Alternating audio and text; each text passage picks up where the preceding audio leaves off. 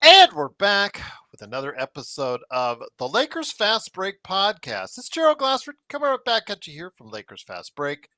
Pop Culture Cosmos, where we cover the latest news and trends in pop culture each and every week, twice a week, wherever you get your podcast. Tomorrow's episode, we're going to have up for you on both video and audio formats, starting with our members. It's going to be about the state of pro wrestling for January and December as we get into Royal Rumble weekend. So go ahead and catch our thoughts on the WWE, where they stand in their first month of their new era with Netflix and all that, their partnership with TNA, AEW, and their trip to Australia upcoming, and more. So go ahead and check out the state of pro wrestling tomorrow. A little bit of sneak peek ahead of time for members of the Lakers Fast Break, and then now available afterwards on YouTube, on Pop Culture Cosmos, and also audio podcasts as well. Plus, also, Sean is here, the Magic Man, Sean Grice. Go ahead and make sure you catch him each and every time out on the Lakers Fast Break. Go ahead and check out him, Joe Soro, also as well, John Costa, Clutch Talk and Lakers Corner, Zach, who is a great part of what we're doing at Lakers Live. All those great things. I even got a chance to talk to Stone Hansen. He couldn't make it here today, but he sends his regards. Go ahead at report_court on Twitter. All these great places, all these great people. In fact, I haven't even hit up the Lakerholics. I'm going to do it during the show. I'm going to hit up. I've got to be. Sean, it's so frustrating. All those old guys, and I'm the one as an old guy who seems to be the youngest of all these old guys. I think Jamie's younger than I am, but that's regardless. I'm the one that has to always remind them, you got the show tomorrow to do. But you're on mute, or actually you're not getting any volume right now. Same thing going on as playback, just to give you a heads up. But maybe I need to back out and come back into them. But I'll keep them entertained while you go ahead and do that. It is, of course, Gerald Glassford. Thanks again for watching this. Please like and subscribe, and don't forget to become a member today. We get through you videos, shorts, exclusive articles that stop by on there. Go ahead and check it out. It is, of course, for $2.99 a month, and we really do appreciate if you go ahead and like and subscribe right here at the Lakers Fast Break Podcast. Do I have you now, Shano? I can hear you, Gerald. And I can hear you, my friend. Xbox. Let's start off the show with Xbox. I just want to say, Gerald, it was sometimes pleasant. small miracle. Yes. Sometimes small miracles do happen in life, ladies and gentlemen. Me and Gerald, Yes. the Podfather, have been waiting for a night like this for quite some time. Absolutely. Quite some time. It took the Wizards, and it took the Lakers shooting 50, 40, 90. And Joe Soro, ladies and gentlemen, did not make a peep on playback. Well, he was there before you got there. You know what? I wasn't there, so it didn't happen for me. Okay, so that sounds good. So good. Yes. I live in a world where he did not speak a word today, and that is a nice, almost perfect world, not like the Kevin Costner movie. Exactly, absolutely. For me as well. Xbox says, Joe, we missed you on playback. You know what? Didn't Xbox, miss him one bit. I'm going to have to speak to my lawyer because that's false. I'm going to have to maybe seek you out as far as some type of lawsuit is concerned on that, because I did not miss Joe one bit on playback. I hope he's stuck in his duvet that he brags about right now. Just kidding, Joe. Much love sent out to you, my friend. Much love indeed. Xbox, a great part of what we did tonight. Playback.tv. I've come out of the Bronze Age. I'm not Fred Flintstone anymore. I will say this, though. Xbox seemed to gather all the Joe rage all the way down to Australia, where he's at tonight, because Bronny was in the game in the fourth quarter. And the reason why was because the Lakers, heading in tonight without AD, without DFS, without Gabe Vincent, still should have had an easy time of it, because they were playing the team that's lost 15 games in a row, played a back-to-back in the Washington Wizards tonight in Washington, D.C. They did obviously respect the victims of the tragedy of the plane crash and helicopter crash in the nearby Potomac. So that was great that they paid respect. Both teams did before the game. But then the game happened, and then with the game, it was all she wrote from the start. The Lakers, they faced off against a team that didn't try. If you want to see the definition of a tanking team, see tonight's performance because not only did they not care on offense, they absolutely did not care on defense the entire way. The Lakers had no problem from the get-go and absolutely destroyed and dismantled Washington from the get-go. 42-29 in the first. They beat them up by 20 in the second, and it was all she wrote. They beat them in every quarter. It was Bronny time very early in the fourth quarter, and the Lakers they did win 134-96. And here today to discuss today's game, which again had to go exactly as we planned it, so we get LeBron, Austin Reeves, some rest.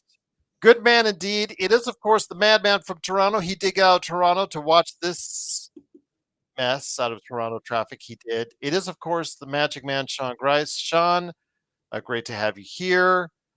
We got to see in the first half an exhibition game. Seemed like the Harlem Globetrotters at times against the Washington Generals. It was absolutely pathetic on the part of Washington that they even showed up because it was absolutely a terrible performance from them throughout.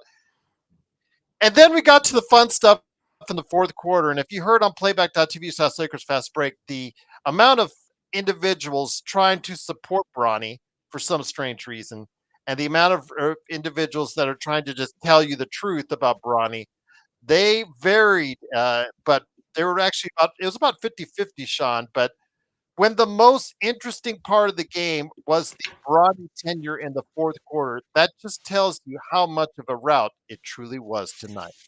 Absolutely. The fact that we've still got to talk about him in any meaningful way, Gerald, says that the game went one or two ways. We either got it or we gave it. And tonight we gave it. And at least we gave it because I got to be honest, Gerald.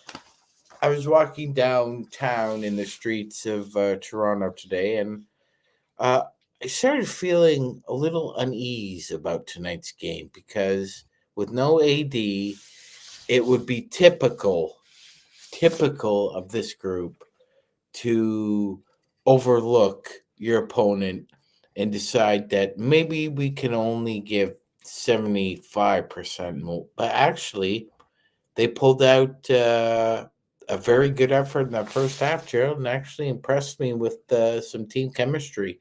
Hats off to them. The only significant statistical category that the Wizards beat the Lakers in was free throws. That was it. But I mean, But when Stu Lance calls them out in the first quarter for not even giving the Lakers any resistance, the Lakers were just having free run to the basket every time. They were taking practice shots. LeBron was repeatedly taking logo threes. He was not taking it seriously and didn't need to because this was such a laugher from the get-go.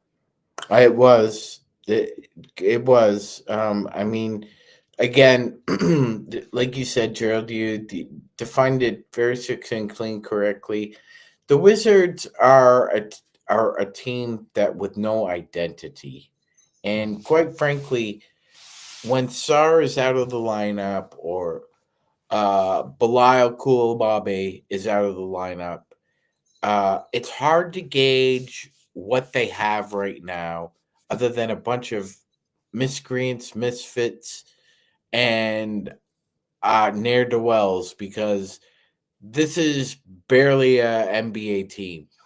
I mean, they are 6-41 at this point. It's our great colleague Nick Molina pointed out on Lakers Fast Break Watch Party on Playback. That being said, Gerald, it must be hard. Like we said, it must be hard being a Wizards fan. It must be hard. I mean, the 12 of them that are left in this community. Gerald, this is a team that has not won more than 50 games since 1978-79. They won 49 games with Agent Zero 1 year. They came pretty close, but that was the last time they had a competitive team, and that team wilted in the playoffs against Gerald, one LeBron James, and a young Cleveland Cavaliers squad. That being said, I mean, this was a game that the Lakers really needed, especially going into New York, because at least you flushed the Philly game and basically you can get rid of this game too, because you don't really learn a lot about yourself whether you win by 40 or lose by 40. You can't really take a lot of lessons away from either result. Absolutely. Again, Washington, they didn't even try. They didn't even make an effort. Back to back, whatever. This is a team, Sean, that is losing and it wants to lose, and 16 in a row now. They are trying really hard to get one of the worst records in NBA history, and it's pathetic. It's absolutely pathetic because they don't even look like they're trying. Even the players that are being rumored as far as possible trade bait, they're decreasing their value because of the effort they're giving out there. Kuzma, man, Kuzma just looks like a shell of what he once was at this point. Valanciunas, people talk about Valanciunas. He looks like he's aged 10 years in the last 6 months being in Washington at this point. So yeah, it just is disappointing to see the kind of effort that Washington gave or thereabouts. And, you know, all kidding aside, when came down to it, we're just the whole entire arena, both teams, everybody was just waiting for when JJ was going to put Bronny into the game. And that's not really good at all because Bronny, again, they treat him like a novelty wherever he is. They just want him to come into the game like a novelty. They realize, most people realize he's just bad, but they just like to go ahead and see him because, again, he is the son of LeBron James, and in doing so, again, some people want him to do well. Others just want to go ahead and laugh at him. Do we want him to do well? He's on a contract for 3 years, yes, but you see it even tonight. A couple nice passes, but going to the rim is still an adventure for him, and absolutely is a terrible 3-point shooter. So if that's the case, his height also is a detriment to him as well. Going to the rim, he doesn't have he does not have yet the workarounds at the NBA level to be able to go ahead and put up effectively like other smaller guards have. Like for instance, Kyrie. I'll mention Kyrie is probably one of the best finishers for a smaller guard that's out there. He has not developed that skill yet, and it's easy to see. But when Bronny becomes Gerald, hot, the guy who cooked him a couple nights ago is the best in the NBA right now at it. Tyrese Maxey's. Pardon my interruption. oh, no worries, all good. And now Alan was just like it was the Globetrotters and the Washington Generals tonight. It was just like it was clown ball. It was, it's almost like they should just not play the game at all because, this is the game that we needed. It was a route from the very beginning, but you could see that the effort was just not there on Washington, and it's almost shameful that that's the case. But you know what? We'll take it. We'll take the easy victory because the season and the next part of the schedule doesn't get any better for us because we're going from here to New York. So let's talk about it. Let's turn the page from New York. And once again, the Lakers win 134-96. For those interested in where they are at in the standings right now, they are still in 5th place in the Western Conference. They moved to 10 games back from Oklahoma. They were half game behind Denver in the Western Conference. With a win in New York, excuse me, Sean, they can tie for 4th place in the Western Conference theoretically. But I don't know. That's a tall task. You're going in there. You're going without AD. Cat has been playing really well at a high level most of the season, especially effectively from outside. You have Jalen Brunson, another guard at the point guard position that could give us problems. We saw what happened when Maxey, a skilled point guard, gave us problems in Philadelphia. What are your thoughts about the Lakers as they step in? Of course, LeBron at MSG, I don't know if he'll wear all the Knick colors again like he did last year when he was trying to give his passive aggressiveness, Lakers, New York Knicks town and all that stuff. But I know he'll go ahead in the spotlight of MSG and try to show off once again. So at least we've got that to focus on. But heading into New York, how tough will this challenge be for the Lakers on Saturday? It'll be tough. It'll be tough, Gerald.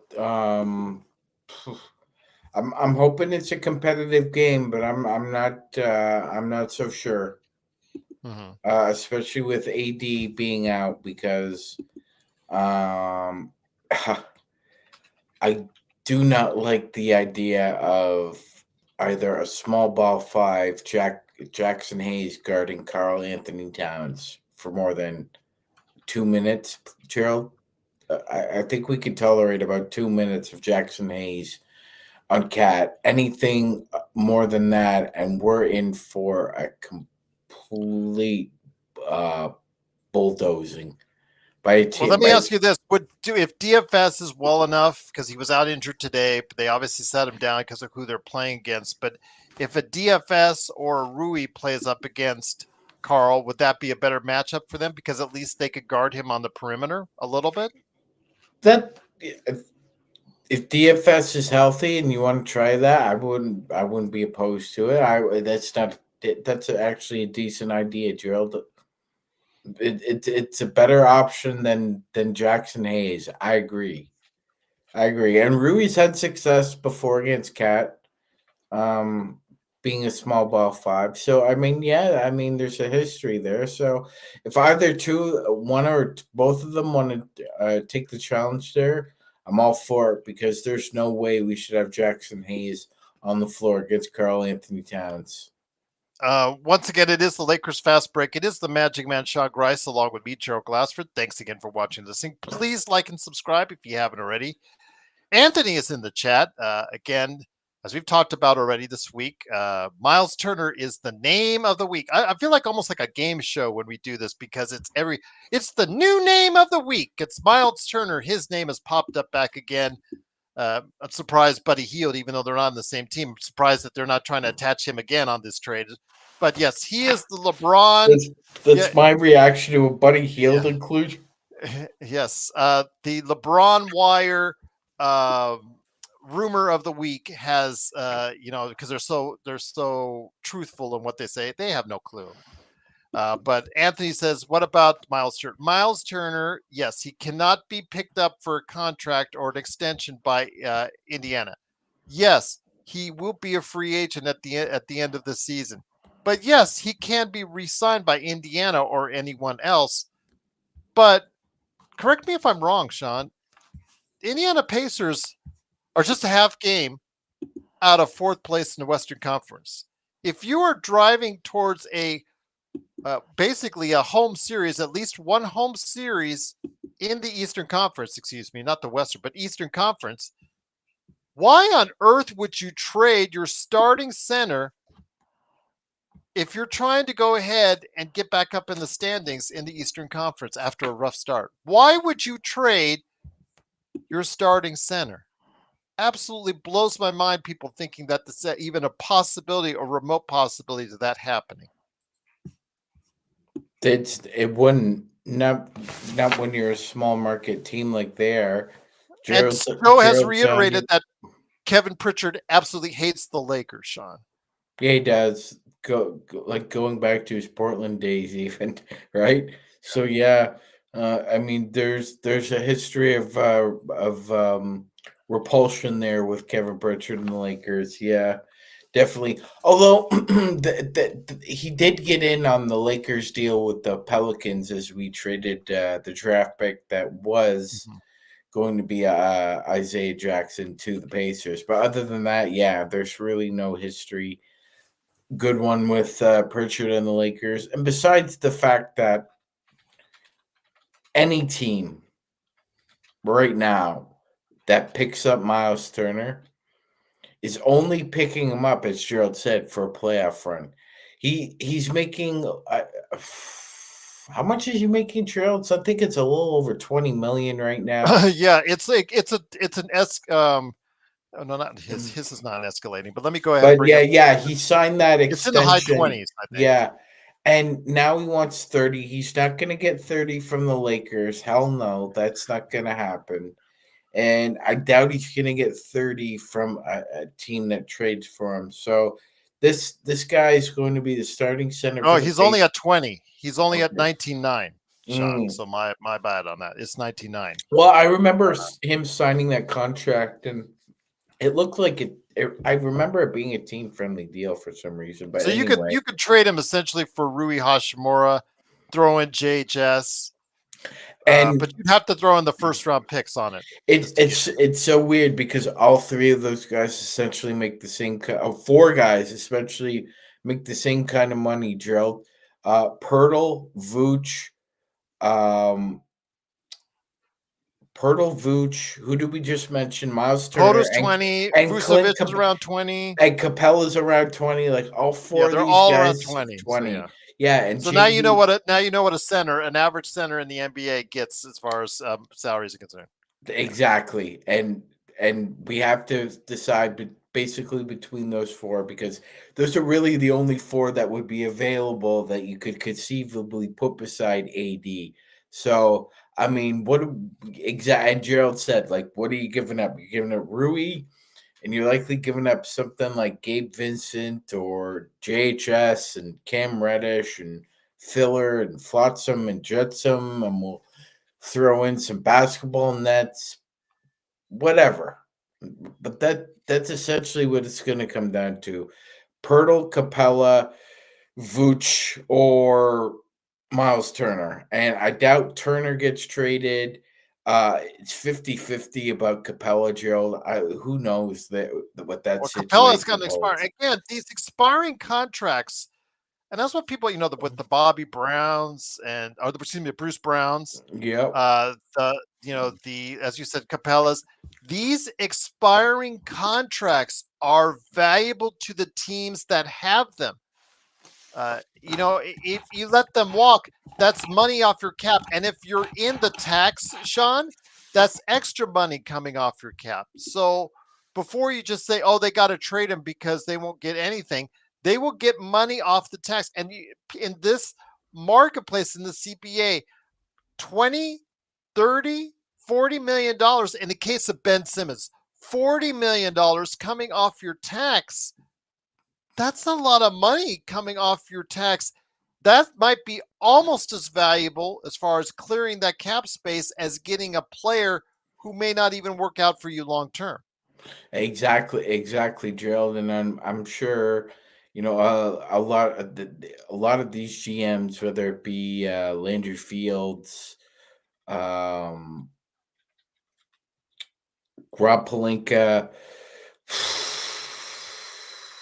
you got to be thinking, if I'm bringing back somebody with term, but I've got an expiring deal already, what is the true benefit here? Because this player may be, and even if the cap is going up, you could still have an albatross or two for contracts, and that's going to squeeze.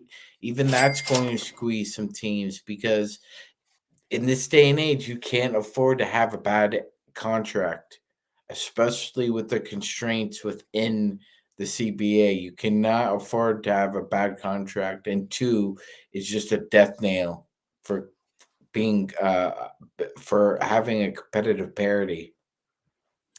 Once again, it is the Lakers winning 134-96. Yes, Dalton Connect did get thrown out of the game. I just was appalled because I thought that kid was really nice, sweet, mild mannered. I just did not see him getting the kind that gets ejected, but yeah, he did. So it's money out of his pocketbook. But Arthur Johnson with the super chat, truly appreciate you doing so.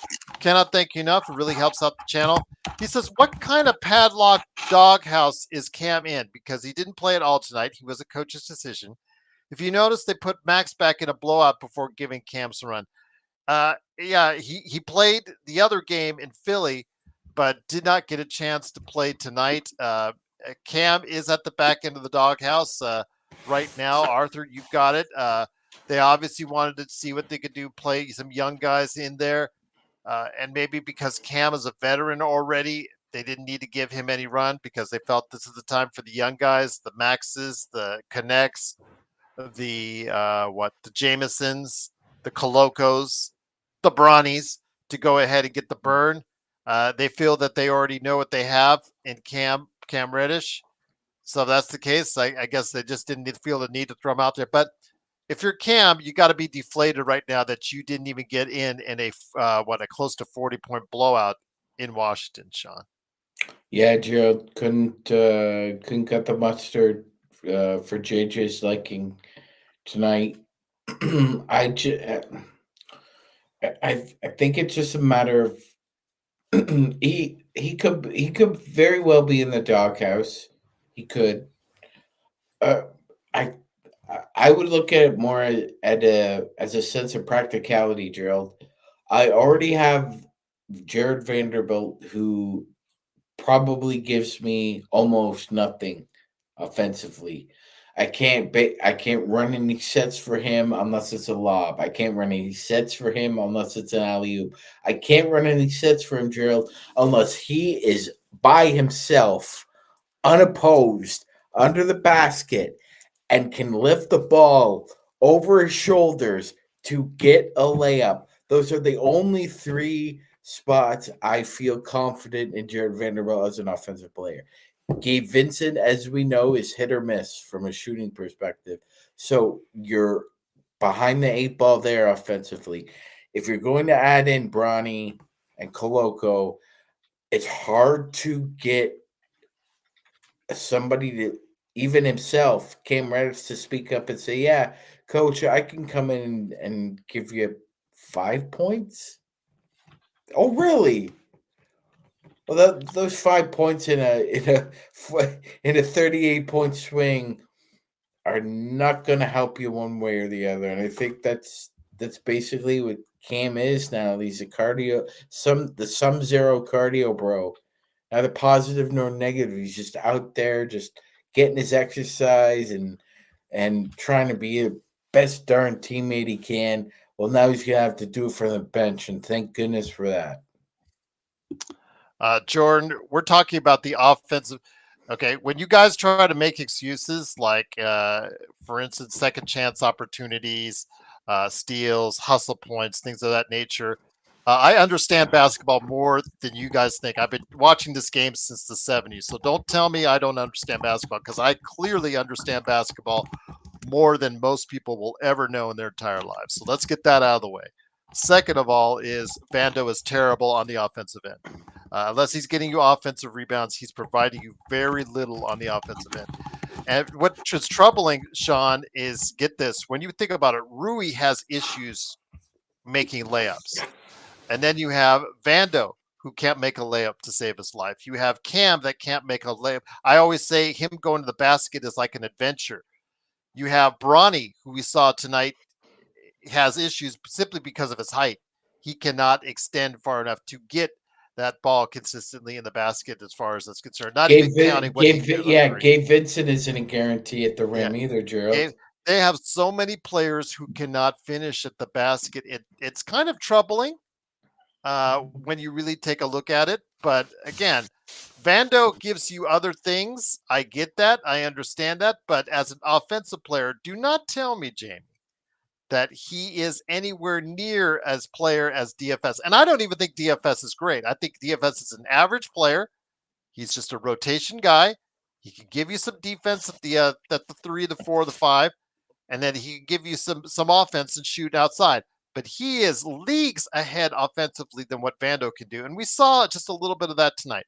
But I get it. Vando with his hustle points, his steals, what he does, rebounds, defensively, he does look good at times. But the thing is, offensively, it is such a mismatch, and in a playoff, I'm not talking about the regular season. In a playoff matchup, he has been singled out before and played off the court. That is what's going to happen again in a series if he comes in a playoff series. That's what I look at: is who can be played off the court. D'Lo at times was played off the court. Vando at times was played off the court. It's just that simple. They have Vando has such a detriment to his game on the offensive end as a shooter that is just not respected at all. You have to figure out ways to try and really work for him. And the only way I've ever seen it work for him as a Laker was when I can't believe I'm saying this, Darvin Ham for about 2 weeks had him just go in the dunker spot. Just put him in the dunker spot, and there you go to get offensive rebounds because that's probably the only thing he can really get for you on the offensive end. Yes, Gerald. His length allows him to corral a lot of boards. That it's important. And those handful of swing plays, they do matter in the course of a game. But over a 7-game series, somebody with those kind of deficits offensively gets played off the court, and his team suffers as a result. It's just that simple. I'm not sure. I'm not sure why we have to explain this to people who want to come on here and tell us we don't know basketball when you're talking like a goddamn 6-year-old that just picked up a Nerf ball for the first time. You're going to tell me that you think that Jared Vanderbilt can be a consistent threat offensively offensively. in the NBA playoffs? Are you kidding me? We have the evidence. We have the tape. The tape is the evidence. I have the evidence. What evidence do you have that he can be a proficient / efficient offensive uh, consistent force in the playoffs? Show me. The He proof has is to it. The do, proof is the proof is the proof, and you and in have order no to proof. and in order to stay there, because Jamie and I went back and forth. That Jamie said that he thinks he reach another level. He's already in his 7th year or 8th year. I think this is 8th year now. He is who he is. I don't care if he's 25 as what 26 is what 25 or Well, I 26 will as tell what Jamie the is a Rodell South. pickle. You Yeah, ever heard of a pickle turning into a yeah. cucumber, Jamie? He is who he is. But the thing is, he can stay on the court if he gives you all those other things. If he's not giving you all those other intangibles, it is going to be really hard at a playoff level to keep him on the court because it just sticks out so much on one end of the court. You cannot play 4 and 5 on the offensive end when defense is turned up a notch in the playoffs and get away with it for too long. But here today to go ahead and also discuss the game, Vanderbilt, easy game for the Lakers. And of course, I will give him the Bronny question as well. It is, of course, my good friend, the guy we love to talk smack, but he talks smack to us. But we always love having him here. All kidding aside, it is my good friend, Joe Sorrell. Yeah, I know. Yeah, yeah. But he is here. Sinblades with a Y.com, and his game Corrupt, Coreupt on Steam. I've always got a plug for you. Joe, easy victory for the Lakers. I thought you fell asleep because I think that's why everybody was looking for you. But interesting game. When we have these conversations about other players, not actually about the game itself, it tells you just how bad this game was. The little effort that Washington gave. Uh, it was good for the Lakers that they got this easy victory, but it leaves other questions about why did they play this game in the first place, but also as well just allows us to go ahead and talk about things that we're worried about for the future with this team. Well, the NBA had product tonight was pretty embarrassing. I mean, from every Agreed. angle, it's quite hilarious that Adam Silver's idea of making the game better would be to lessen time so that you can continue to cater to these soft pussies in the NBA and to continue to support this charade of the Make-A-Wish Foundation in the NBA, which I never thought in a million years would happen. We talk a lot about delusion on the show, and there's very few players on the Lakers team that I would say are valuable. Very few. Not all of them are stars, obviously. You don't have to be a star to be valuable. But there's just not enough NBA value on this team. And it's really kind of spreading out to other teams as well. I think just the entitlement, a combination of entitlement, combination of being comfortable, the system allowing marginal players to have a career. The great players maybe extending their time to the point where it's like, well, what is it really about right now? What's Steph Curry's goal here to play 20 years? For what? So that he can just go and play and have a couple of good games every couple weeks and people go crazy? Is that really what the NBA is turning into? LeBron, kind of the same thing. The great players are supposed to be competing to win. Look at the great players that are playing right now from, I don't know if we can say the previous regime of great players. Well, I don't know how to phrase that. Guys that were, let's say, drafted before 2010. So the previous generation. The previous generation right now is still here. Steph Curry's still here. LeBron is still here. Kevin Durant is still here. Russell Westbrook is still here. James Harden is still here. What is the point of these guys playing right now? The Clippers aren't going to win a championship. The Lakers aren't going to win a championship. The Warriors aren't going to win a championship. Denver, is it a coincidence that they're kind of playing weird with Russell Westbrook on their team? No. What is it about celebrating mediocrity? Tonight, you celebrate, well, it's not just tonight. You keep celebrating shit. And then you throw in a Jared Vanderbilt. And by the way, stop calling Jared Vanderbilt Vandalorian. Okay? That should, if for him to have that name, you got to actually be like a Tony Allen or James Posey of that kind of ilk. I'm not going to go Dennis Rodman. That's a Hall of Famer. But you got to at least be one of those kind of guys. If anybody doesn't know who those guys are, look them up. Okay? It's like, what is these nicknames? Yeah, you can't be like Kevin Bacon, Hollow Man. You can't just show up when you want to. Yeah, no, I'm sorry. Yeah, that's a good point, by the way, Sean. That's a really good one. No one's gonna know what the hell it is, but I do. Very underrated film, by the way. Very. Josh Brolin was in that movie too. People forget. Anyways,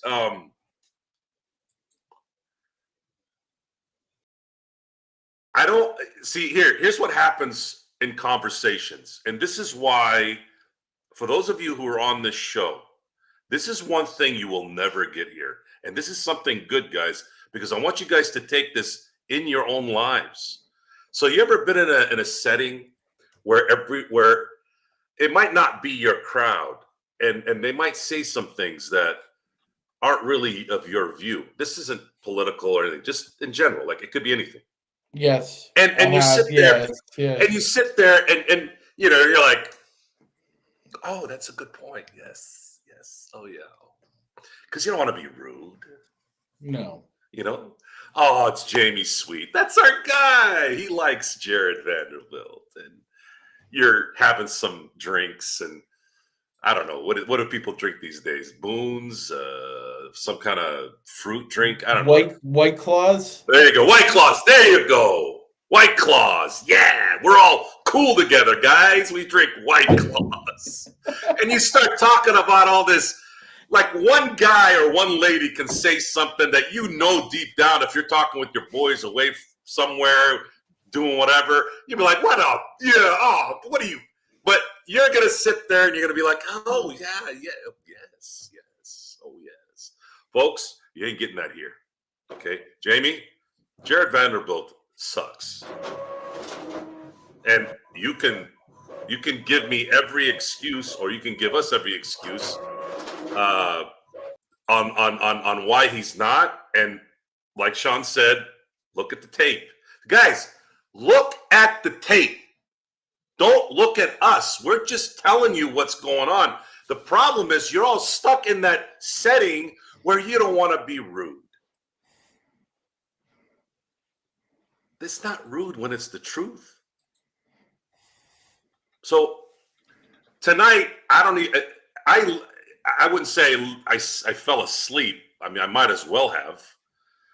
But tonight's game, those cat naps really help, especially when you're a busy man. Absolutely. And the thing is, cat naps are great because I get up with more energy with cat naps. I do too. Than I do when I sleep overnight. Agreed. So I know I did a lot of stuff today too. Like I did yesterday as well. Anyways, so again, as soon as the Lakers win a game, it's all of a sudden, oh, hey guys, he's the Vandalorian, and this guy is Obi-Wan Bronny, and all of a sudden everybody has a nickname, and Bronny got a basket. I mean, you guys have any idea how stupid and pathetic that sounds? I mean, if I was Bronny and I have a bunch of people in Washington cheer me on because I got a freaking free throw made. Yeah, I mean, the ding dong squad. That's embarrassing. It's just like the little kids at a peewee game getting the chance to run the ball. It's an embarrassment. Well, the pity cheers. Mm-hmm. That's exactly what I was looking for. That word, pity cheers. Really, this is what it's come down to, where you're getting off on pity cheers. Yeah, it's sad. It's sad that it's come to this. You know, Mark Walters, for those of you who don't know who Mark Walters is, Mark Walters is the chairman of the LA Dodgers through the Guggenheim Partners. He donated $100 million to the LA fire victims. And I had a weird thought that just came into my head when I read that today. I'm sitting here watching this guy, and he probably gets cursed at because that's the society we live in. Anybody who's rich and successful, they get cussed at. They're screwing people. They're doing all this, right? But Mark Walters took a nice giant steel rod and stuck it up everybody's ass. $100 million is not chump change. I don't care how fucking rich you are. And the first thought that came to my head is this guy is throwing $100 million, and he's already thrown a couple $100 million in renovating that stadium. Already was the most beautiful stadium, arguably in baseball. He's thrown $100 million during a tragedy, and 5 years earlier, our owner with the Lakers was getting PPP loans. Imagine the contrast, right? The contrast of two different mindsets, the contrast of two different people who see things in a way. It's pretty sad. It's pretty sad that's the first thought I had. And when you see the results of how an operation is run, you start to see little by little. There is no demand for excellence. There's no demand to be great with the Lakers. We are celebrating mediocrity. We're celebrating worse than mediocrity. We're selling, hey, come hang out. Cheer us on. Yay. Like we're the Charlotte Hornets. Good job. Excellent job, Jeannie and Laker brass. Thank you for creating that environment. Once again, it is the Lakers winning 134-96. It is Joe Soro, Magic Man Sean Grice, along with me, Gerald Glassford. Thanks again for watching, listening.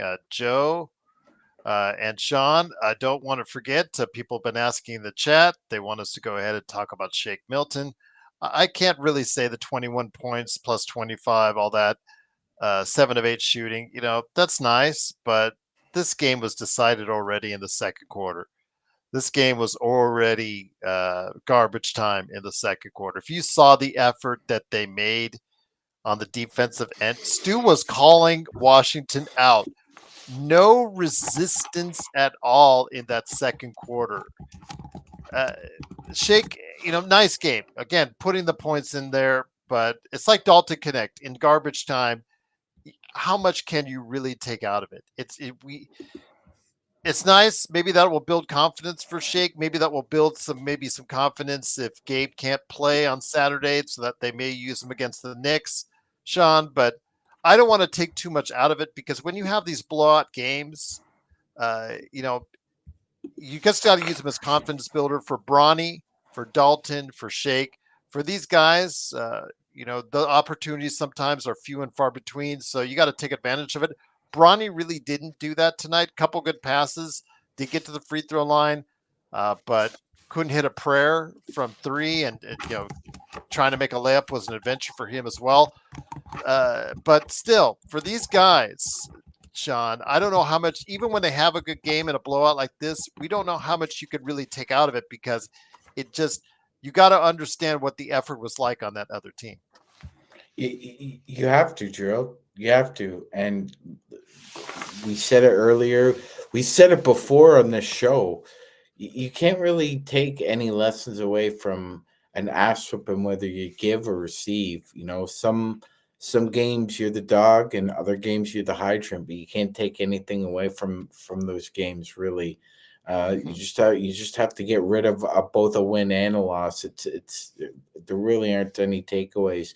And Gerald, to be frank, I think this is just another example of the NBA's version of the hype machine, because when when the Wizards were in their, I think this is their 12th or 13th iteration of a rebuild. They're just rebuilding. We're the Wizards. We just rebuild. Anyway, when they hired Michael Winger, Gerald, Michael Winger was a former executive for both the Warriors and Clippers.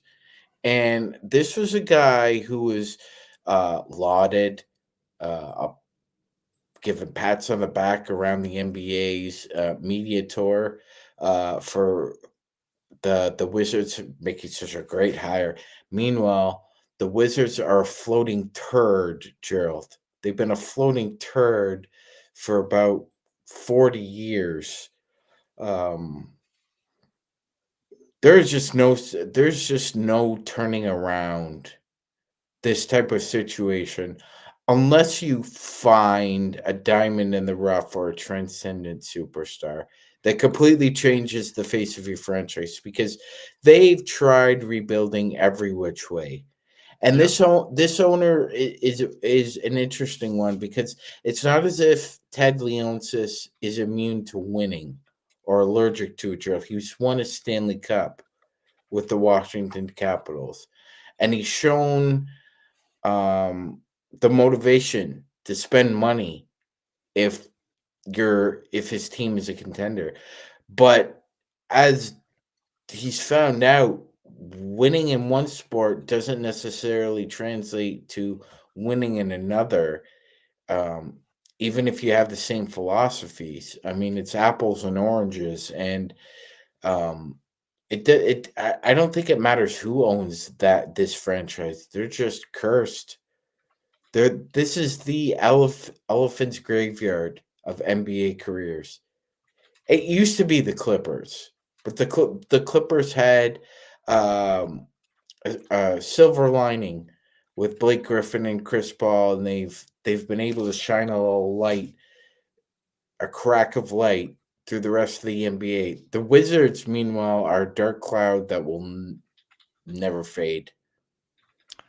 Good question, Norm. Who is the least desirable trade candidate, Ben Simmons or Butler? Butler, because he has a $51 million option, $1 million option. Ben Simmons has a $40 million expiring. So you're going to have to get, if you're interested in Ben Simmons, whether it's for the player or for the contract, you're going to have to offer a lot to Brooklyn, because Brooklyn can clear a ton of cap space if they just hold on to it. They've had to deal with Ben Simmons, now the enigma, for years, and they're just going to have the $40 million wiped off their salary cap for next season. So I'd say the least desirable is Butler right now, because Butler, if even if he doesn't get a promise of a new contract for whatever team he goes to, he can at least add on another $51 million that'll really sting your cap for another year. So Hell, Gerald, it wouldn't surprise me if Sean Marks tried to attach Cam Johnson to any deal with Ben Simmons.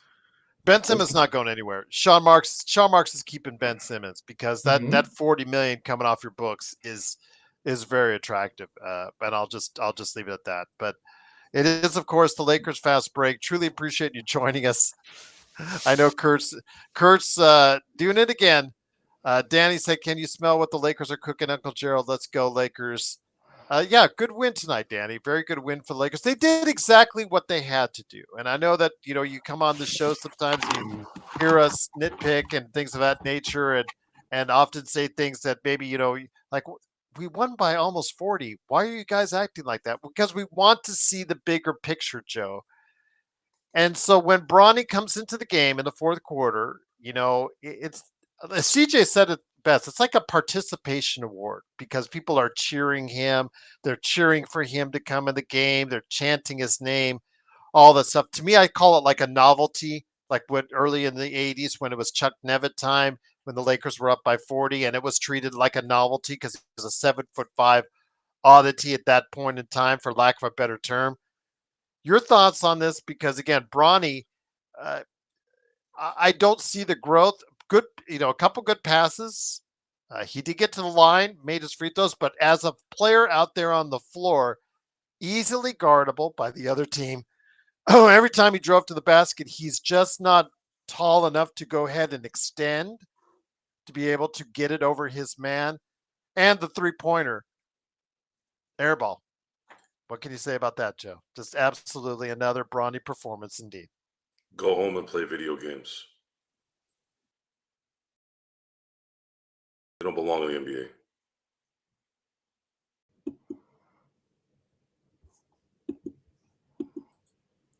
Go away. Right now, it's that simple. You don't belong in the NBA. Go away. But why do you think there's still so many defenders, even in playback? You saw, Joe. I know you were on playback. You saw in the chat. Sean, you saw in the chat. Folks, why are there still so many defenders? Look, just because you're my friend or not, or family or not, or the neighbor or not, I'm not going to have an argument about nonsense with anyone. If you don't want to believe that this guy is a non-NBA player, that's a you problem. That's not a me problem. I'm not going to sit here and try to justify it. There's nothing anyone can convince. No one can convince me otherwise, because it's just not true. If you wanted to believe he could be better, there was a small shot he could have gotten better. Should have stayed at USC and played 4 years. Hell, even Jordan's kids did that to a degree. At least one of them did. Hell, Paige Bucher's Joe might play a 6th year in college before she goes to the WNBA. This is not daycare, Eduardo. What do you mean let the kid play? This is the NBA. This is the professional basketball league. This is the problem with this. This is why this exists. Because everybody wants to feel good. I don't care about feeling good. I want to win. Joe, isn't part of being a professional being told when you're fucking up? No, not anymore. But in a good business, yeah. Yes. Absolutely. Your performance isn't up to a certain standard, and you need to learn how to be able to perform if you're going to continue or find another profession. I've heard that before, Joe. I've heard that. I'm sure you've heard it too. He needs to hear it. Let me give you an example. Last year, you guys know who Jason Hayward is, right? Plays baseball. Yes. Very good player. Very good player. Very good career, too. The Dodgers had to designate him for assignment. That means he had to get cut. That's what the professional term of being cut is. That's a hard one to do. He wasn't bad last year. He was actually pretty good. This is the pros.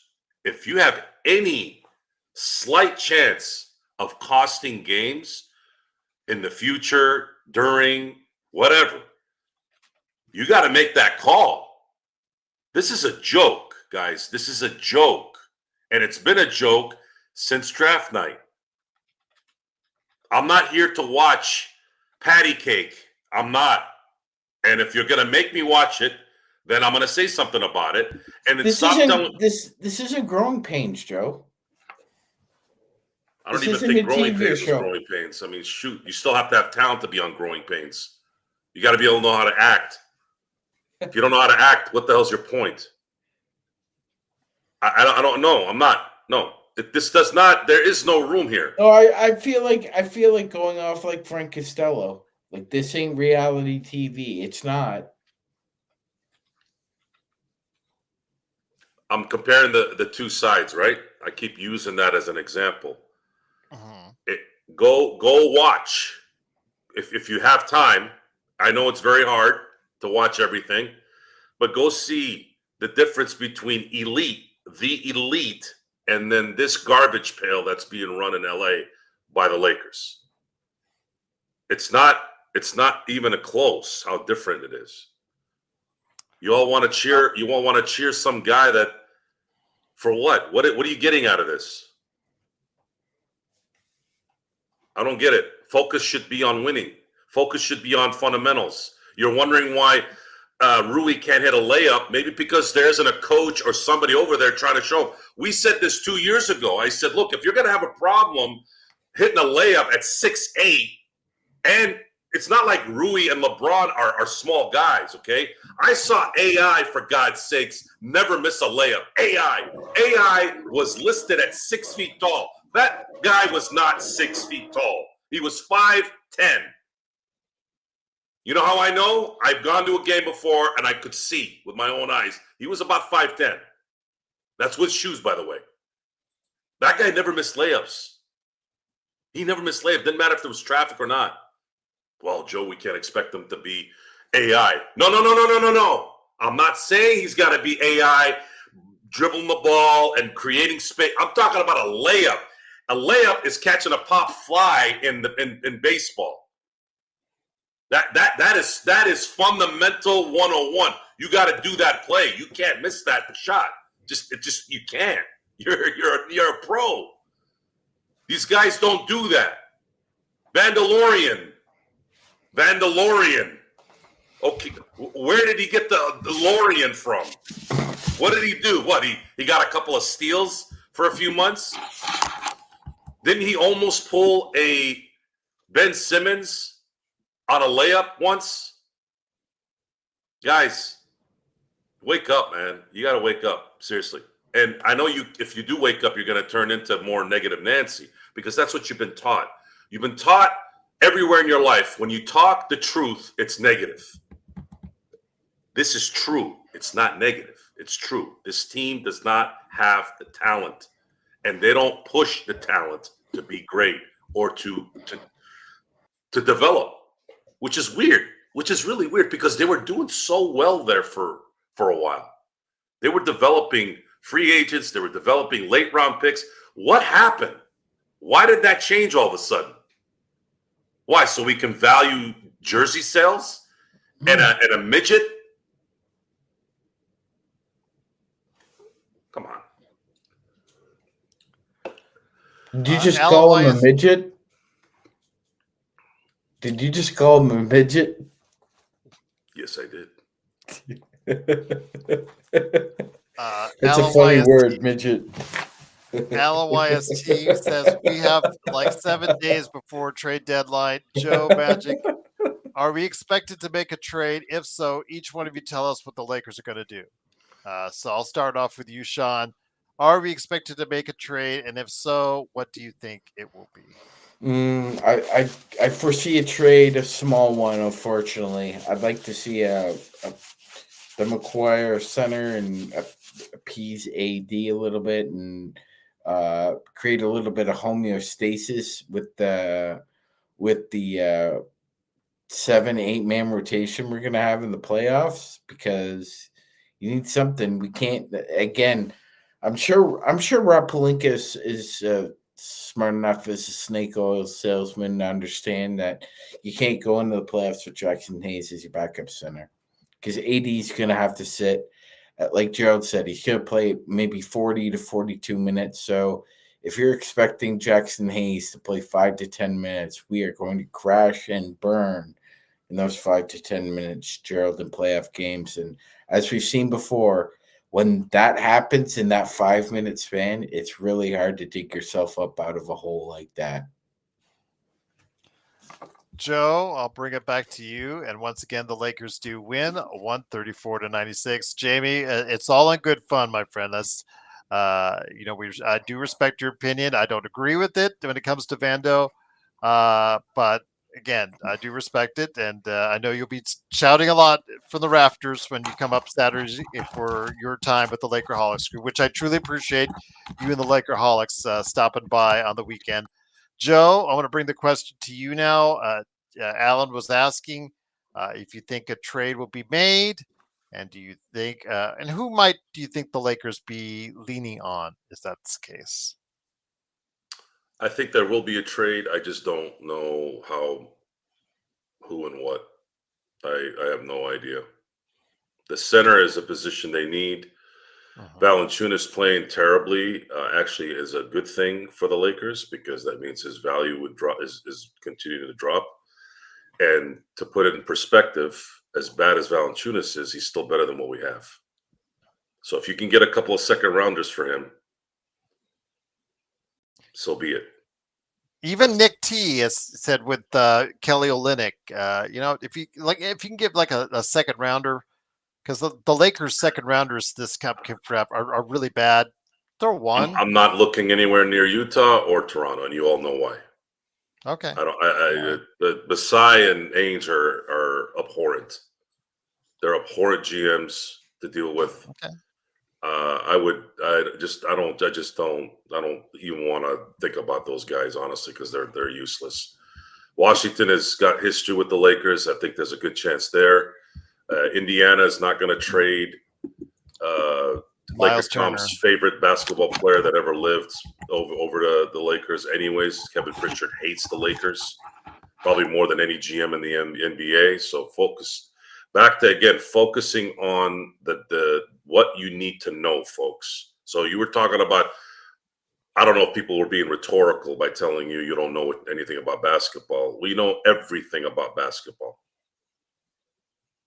We know everything about basketball, except the things that are inside the locker room that we don't know about. Sean, did you want to add on to that before I give a question on that? Gerald, I have a question for you. Okay. If you could be any other person not named Bronny James, who would you not want to be right now? Well, I see you have it on the George. right there. Bronny James outscored the 14th pick in the 2024 NBA draft. Keyshawn George has scored how many points this season as opposed to Bronny had scored 4 points. That's a good return, Gerald. That's a good return. I'm just saying, in this game, he outscored Sean tonight his entire output from the rest of the season. I'll just leave it at that. That is putrid. His total for the season is 9. When I can still count it on both my hands, it's bad. So he missed that 3, and his shooting percentage went down to about 3%, and then he gets 5 points, and it goes back up to 10? Yes. Good God! Please send him back to the G League as soon as possible. Normally had a good question though. Do you believe the Lakers are one player away from being a serious contender? Unless that player is Wemby, I don't believe they are. Keep the picks. Sean says they're 2 players away. Again, I've always said, I said it on playback, they need a third star and depth. But unfortunately, with what the Lakers have in assets, they'll be lucky to do one of those 2. As far as it's concerned. And I'm talking about depth. I mean, I'm talking about depth at a quality player at each position, center, forward, because they don't have really a lot of wings that can really play. They don't have centers. We obviously talked about that. They don't have guards that consistently play on the defensive end. Max Christie got toasted the other night, so that's obviously he's not a starting guard in this league right now. If you guys think that he is, you guys are crazy. So we need depth at every single position, plus a third player that can come in there and can get you 20 to 25 when LeBron or AD is struggling, but gets respect from the other team to the point that they value him and see him as another star. Joe, as I'm going ahead and posting this for Magic, what do you feel about that comment from Normally? And by the way, welcome Normally, a new viewer. Truly appreciate you joining us. Joe? You're on mute. Got you. Okay, I got you. What was the question? Do you believe the Lakers are one player away from being a serious contender? No. They'd have to get... Even if they got Luka or Ooh, Jokic? yeah. Oh yeah. Oh, yeah. Jokic makes players better. Oh man, Jokic and AD on the AD. front court. Hell yeah, that would change everything. Yeah, yeah. You'd have to have a perennial all-star third guy to give him one. Two.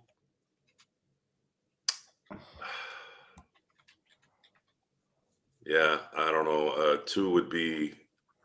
I don't. Phil Jackson said at the end of the 2004 season, he said, I couldn't get into the psyche of the team. He just couldn't get to him, whether it was Gary Payton, whether it was Kobe.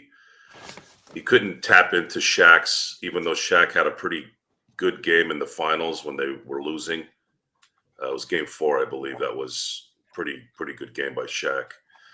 He just couldn't tap into that last bit just to finish it off that year. That's kind of how this is.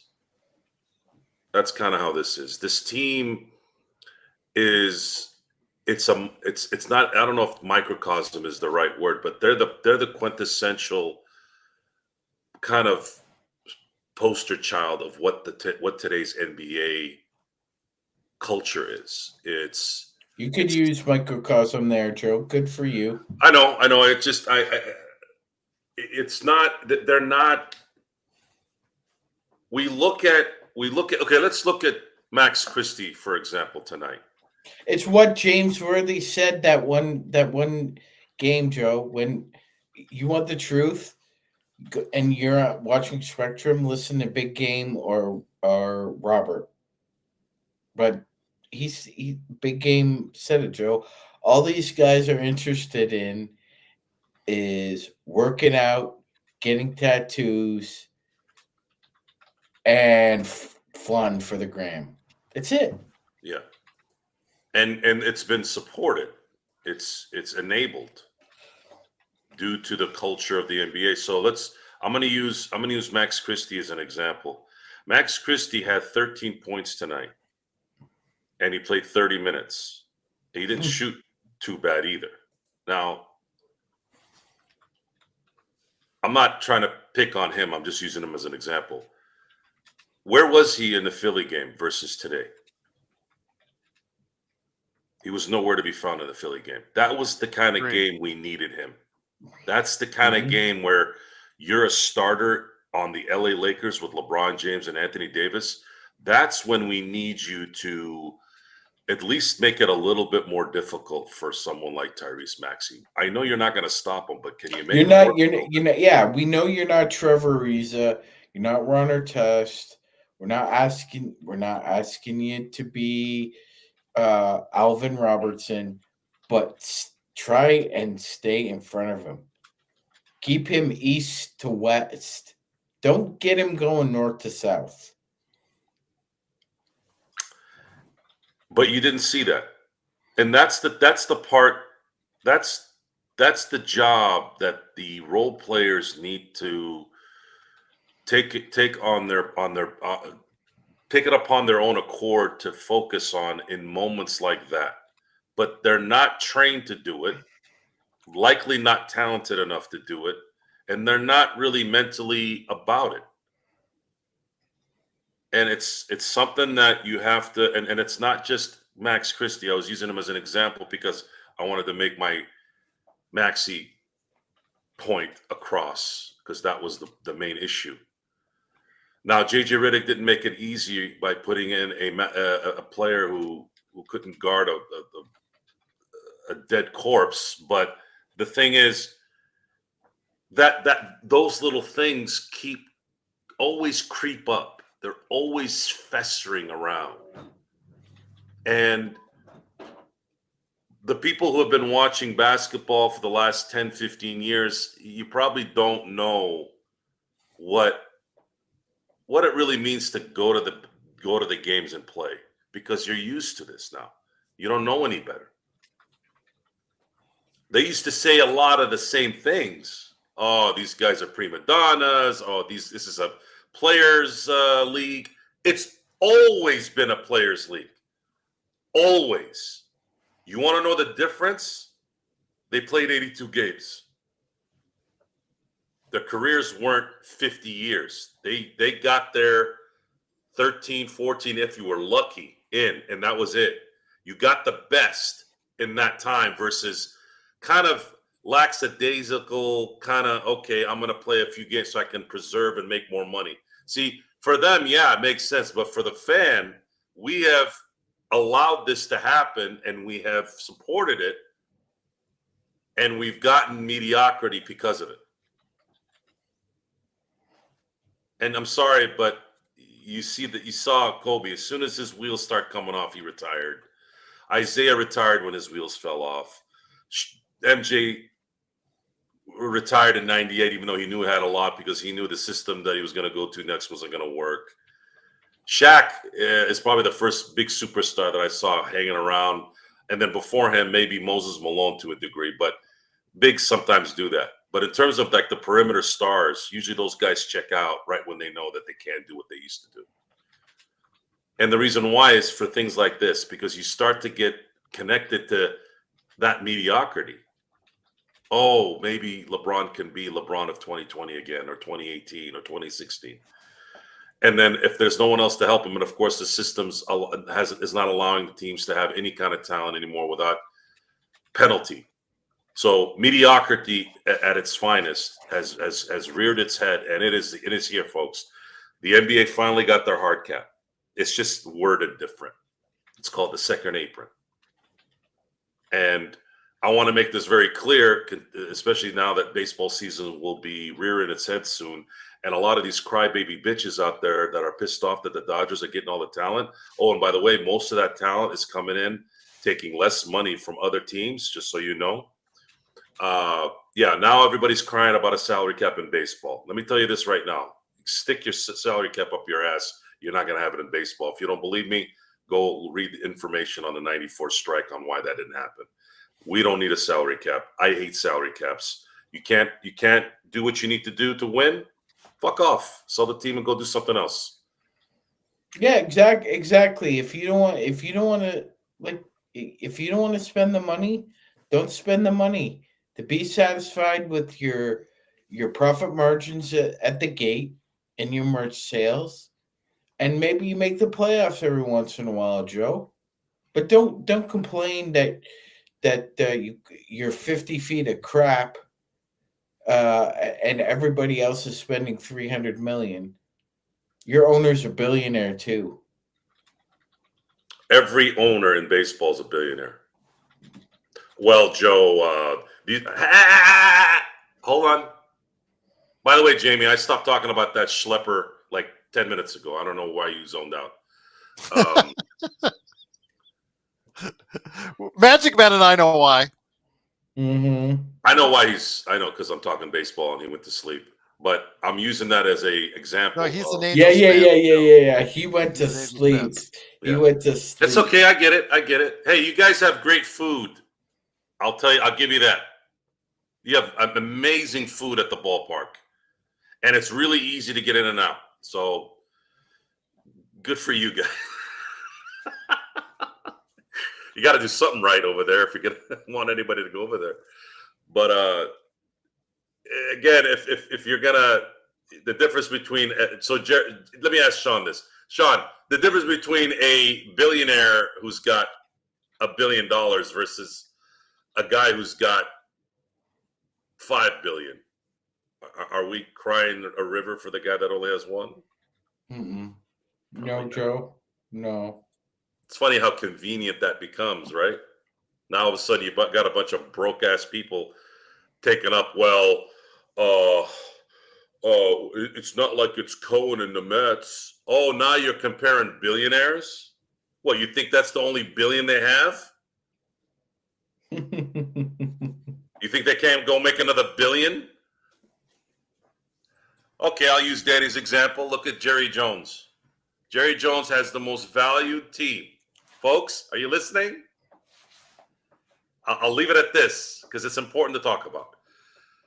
Jerry Jones is a legit multi-billion-dollar man. This man has the highest valued franchise on the planet. Not Real Madrid, not Manchester United, not the Yankees, not the Lakers, not the Giants in either league. The Dallas Cowboys. He's gone to how many NFC championship games in the last 30 years, Sean? 1, 2, Try 0. 0. I specifically said 30. 0. They haven't been to that was the year they went to the Super Bowl. That was the last Super Bowl win, 1995, 96. But it's really the 95 season. So success and money. It's interesting how they move the goalposts and all that bullshit, right? Because they're saying, oh, Genie this and Genie that, and Genie doesn't have this. And okay. Keep making excuses, folks. Your whole life, you're going to make excuses and you'll accomplish nothing. Just remember that. That's why half the people are miserable, on dope, and worried about their future, because all of them probably lived in that delusion of maybe it'll get better. Maybe there'll be I heard a great line, and I'll end this and let Sean and Gerald take over. But I remember this great line, absolutely perfect line that I heard. It was a financial real estate seminar. I usually don't go to those things, but this was 25 years ago. My friend invited me to it. She said, folks, people actually think that they're going to walk down the street and a big bag of money is just going to drop on their heads. And that's someone I don't know, I never talked to. And that only happens in The Sopranos. Oh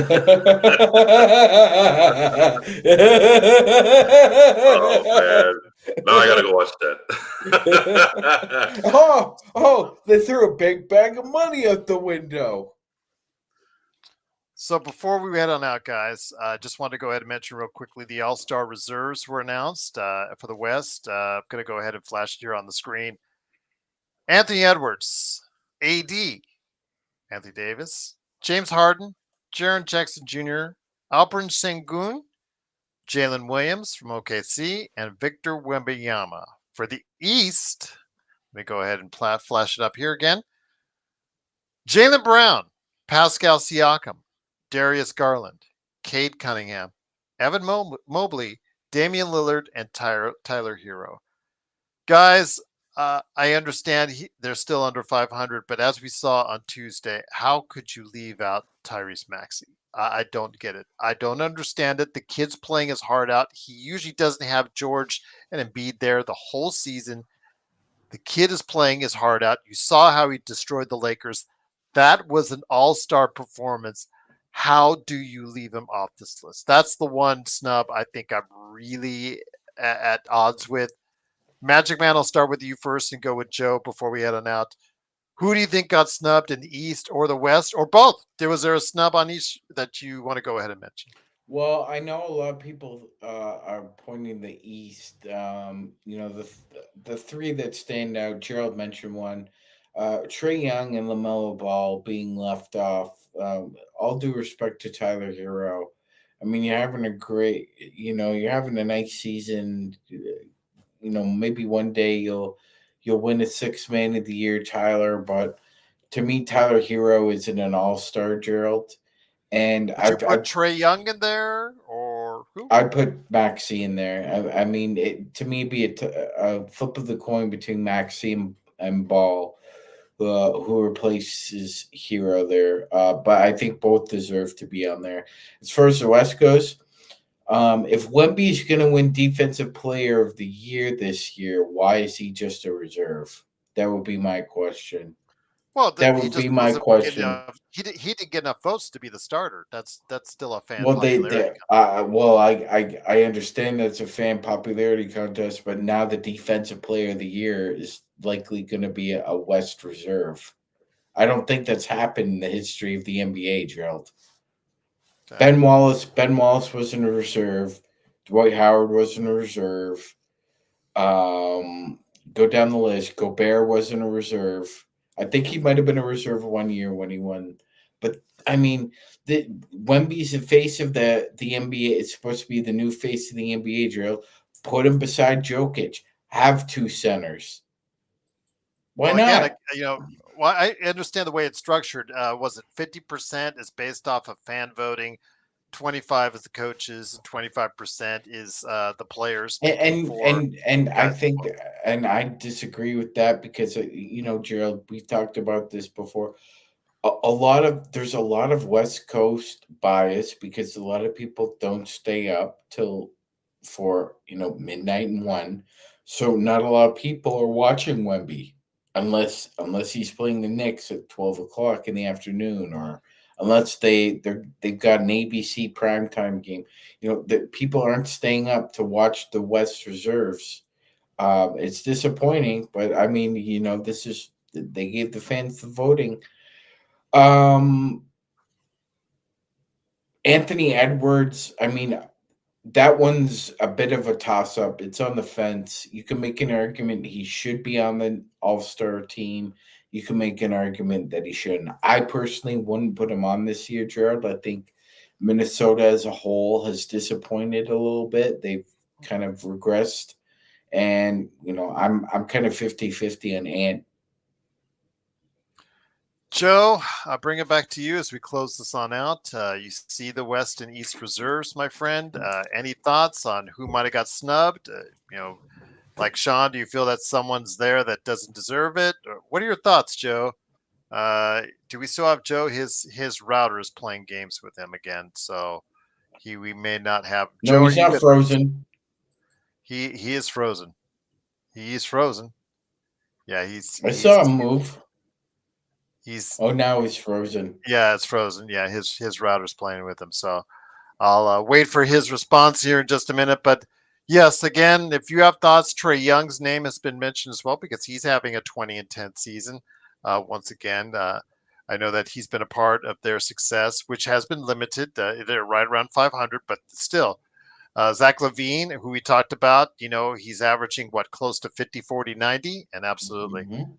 Parade. Yeah, let me go ahead and get to your question. Let me see if I can find it. If not, I'll bring it up on Twitch because I didn't see it earlier. I do apologize for that. Let me go ahead and see if I can bring it up for you. It is, of course, the Lakers fast break. Joe has not come back on. Yeah, seemingly he crashed. So he may have crashed more than one way or another. But but yes, there we go. Parade on Figueroa says, Gerald, can you and the LFB staff comment on the Terry Rozier situation and the NBA gambling problem in general? Interested in your thoughts. I don't know if you've heard Joe's thoughts on it because he's very adamant on the gambling part of it and the NBA. It's like a very fine line. The NBA wanted to get in bed with gambling and the sports in general wanted to get in bed with gambling because that facilitates money. It's big money now being facilitated through apps, through the internet, et cetera, et cetera. I mean, Xbox talks about it often. It's huge money being transferred. So the NBA, the NFL, they all wanted to get in on it. They're now in on it. But as we saw, the latest allegations right now, I guess the NBA, who looked into it, couldn't figure out anything. But right now, there's a federal investigation against Terry Rozier for possible tampering and possible, I guess, illegal actions in regards to sports gambling. So your thoughts on this, my friend?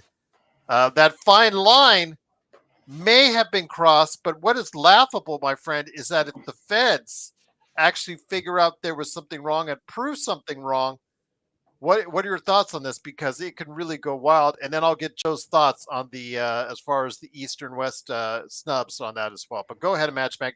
Your thoughts on the Terry Rozier situation? Because it looks like you play that fine line. Some people may cross it. Some people may cross it, Gerald. Oh my God! So this is now in all four major sports. Mm-hmm.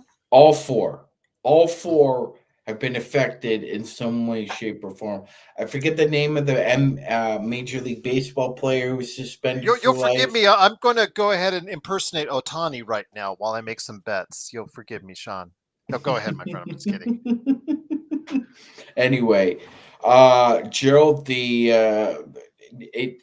kind of hit close to home for Canada last year with the suspension of Shane Pinto from the Ottawa Senators because the NHL private investigators found out that Pinto was betting on FanDuel. He had an account, and all these athletes are told, Gerald, you can bet. A Porter. Yeah, from Porter. Toronto. Yeah. Porter. So you can bet. You just can't bet on this sport, and you can't bet on anything to do with this. And now that Terry Rozier is being investigated, Gerald, that's pretty serious. When you think about it, right? Because do you remember that movie Blue Chips? Do you remember Tony? That Nick Nolte loved Tony, right? Recruited him, and then he found out that Tony was angling for the mob and the gamblers, and he didn't see it as a big deal. And I'm just gonna say it, Gerald, when it doesn't matter how much money you have, it's the old story, right, Joe? Wanting more, and it's never enough. It's never enough. Once you get that first taste, it's never enough. Go ahead, Joe. Let me just put this in there. The thing is, will irritate me real quick, Joe.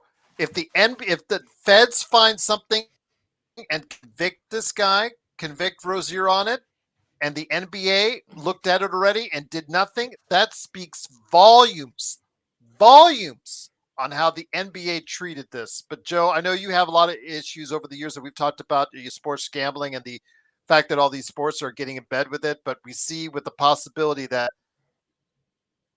the feds are looking to see if Rozier stepped over that line. I'll get your thoughts on this, and then, of course, on the All-Stars as well before we head out. You have sports leagues that have supported all these gambling companies so that they can make their money, yet they're puzzled on the increase in their players being involved in gambling.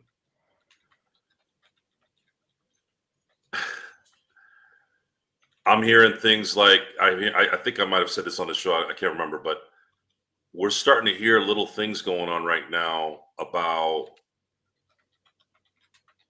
20-year-olds, mid-20s, late 20s, doesn't matter, anywhere in the 20s, basically outside of college and in college, bankrupting their parents because of gambling debt.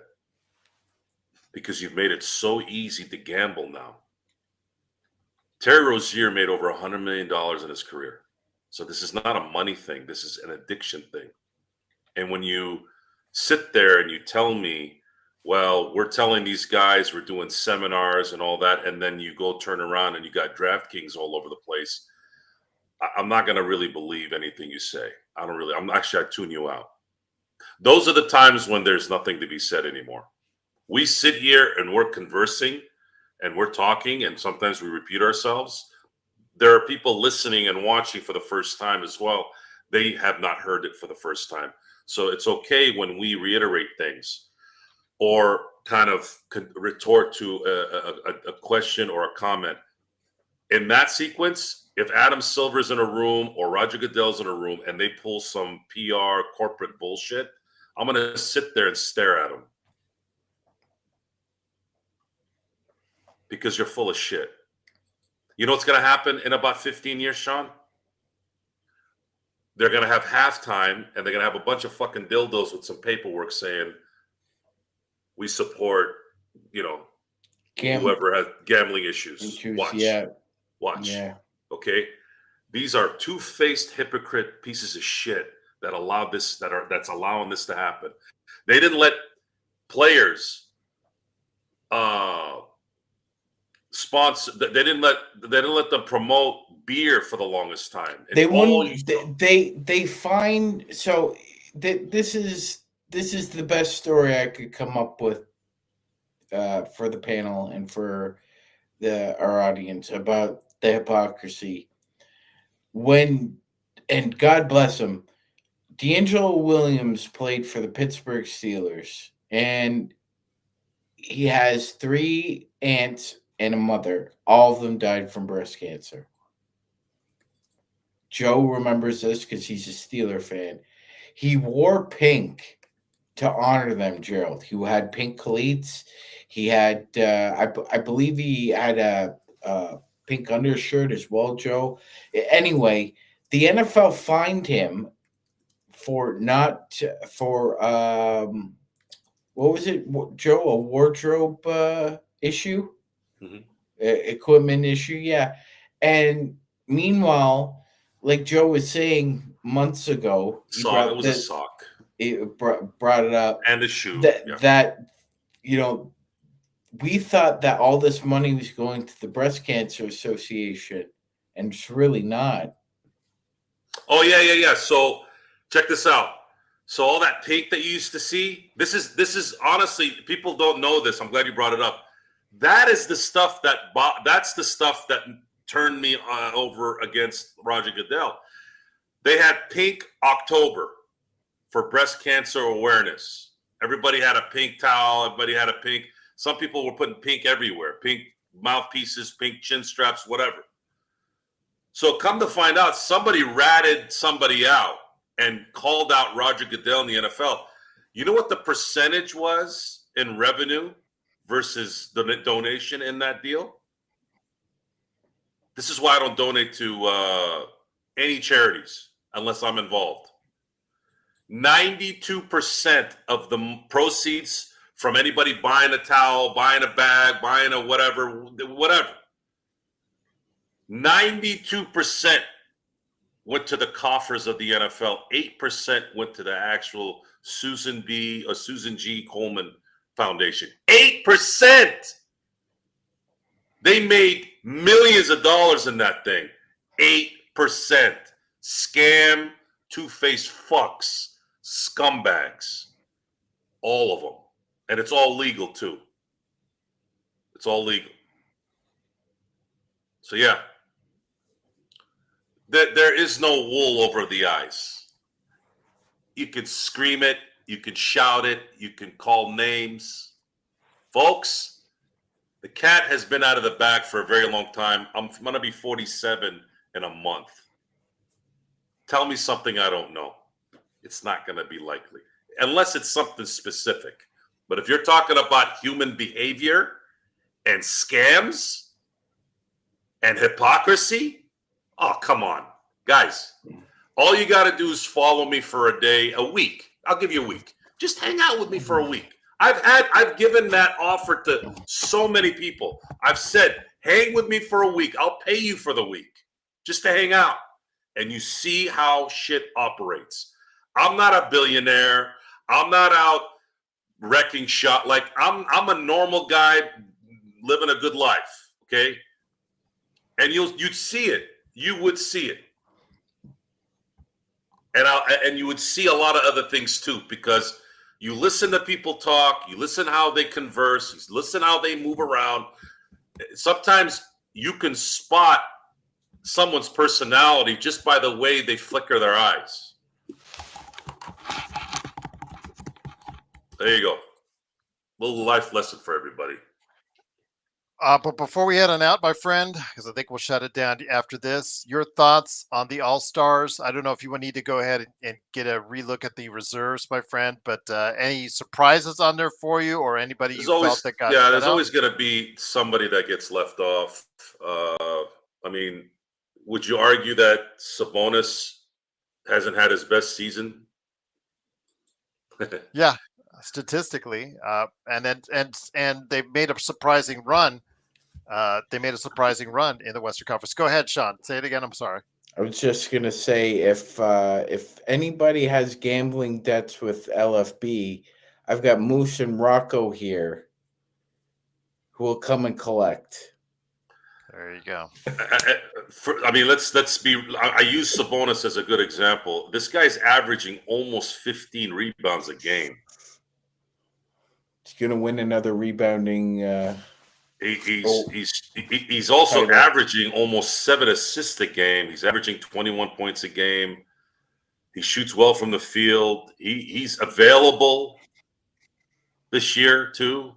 There's always going to be a few left off. Jamal Murray, has he even made an All-Star team yet? Still? No. So Dame Lillard didn't make an All-Star team for years because guards and in the West were just too abundant. So this isn't the first time. It won't be the last time. I wouldn't take it to heart. I was surprised that when Benyama didn't get voted as a starter, but then I started thinking about it. There's something with It's 50, 25, 25. 50 from the fans, 25 coaches, and then 25% from the players. the NBA is still very heavily American voted mindset. And if Wembanyama was born in Brooklyn, he probably would have been in the All-Star game last year. It's just Again, for me, they don't know. They don't think about people. Don't think about America. Don't really think about the European guys a lot. It's just that. So here, I'll tell. So Jokic, Wembanyama. I mean, these guys are pretty much the best bigs in the league, arguably, right? Luka, sure, to some degree, but it's not Michael Jordan, Kobe, Shaq, like Carmelo and Dwayne D. Wade. It's just not. It's not there yet. Might need another decade or so to maybe get that kind of feel in the States. Hey, it's likely to happen. I mean, I never thought a Japanese player would be as popular as he is in American baseball. Never. Mookie Betts was on. Is it Up in Smoke with what's his name? Steven Jackson and God, my brain just Matt Barnes. Matt Barnes. So he was on the great podcast, by the way. It's about an hour and 20 minutes. I highly recommend you listen to it because Mookie Betts is engaging as hell. I never really hear Mookie talk too much. At least I hadn't paid attention a lot. But my God, that guy is a really cool guy to listen to. He says he wasn't a very likable person in Boston, Joe. His personality has changed somewhat. Of course, Joey LeBron is. Well, are you talking about LeBron is better than Giannis now or over ever? Of course, ever. LeBron is top 5. You can argue top 5 all time. He said that Shohei cannot leave his house. This is in America too. I could understand if he was in Japan, but he can't even leave here. He can't leave Newport Beach, like out of his house. He can't.